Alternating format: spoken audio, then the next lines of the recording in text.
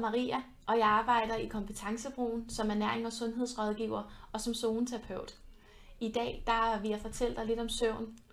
Når vi har ikke får sovet nok og har en rigtig dårlig søvnrytme, så kommer vi til at producere for meget insulin i blodet.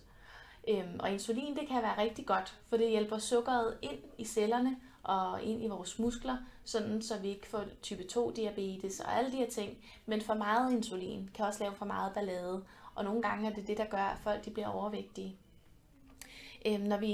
Når vi ikke får sovet nok, så er det rigtig svært for os at koncentrere os, når vi er vågne. Og vores hukommelse, den bliver også sat lidt på prøve.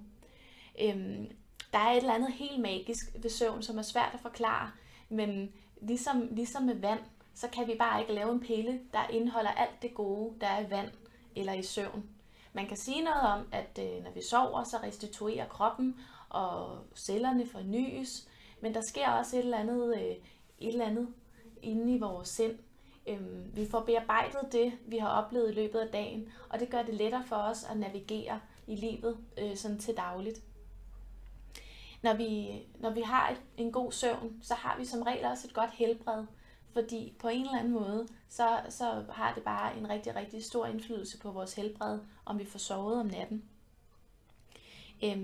Man kan sige, at hvis man skulle pege på kroppen og sige, hvor sidder søvnen, og det gør man jo nogle gange, når man er zoneterapeut, så er man nødt til at finde ud af, hvor tingene kommer fra.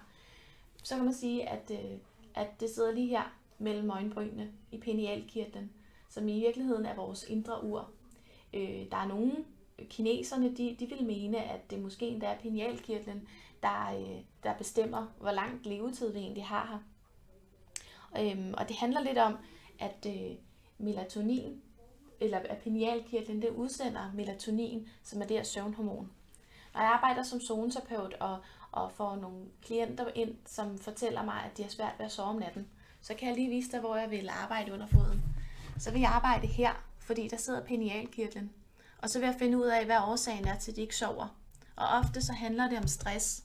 Og når folk er stresset, så er deres binyre på overarbejde. I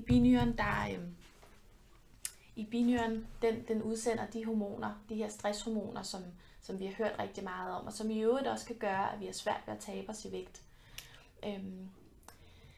Det er nogle af de ting, jeg vil arbejde med, når man taler dårlig søvn.